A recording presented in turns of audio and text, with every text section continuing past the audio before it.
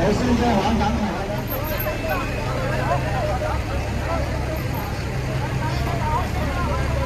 前往深圳黄港口的司机，请到前面坐下，前面坐下。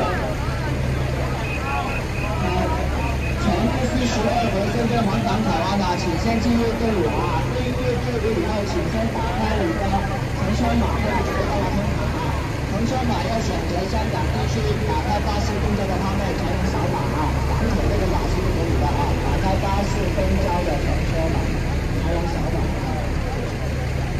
请先准备好你的乘车码啊，请进入队伍，跟着队伍走啊。队伍的前面分别是排队，谢谢。啊，已经扫码的尽快订车了啊，可以准备下一节车了啊，好久没有下一巴士了啊，已经扫码的可以马上上车啊，没扫的可以上车。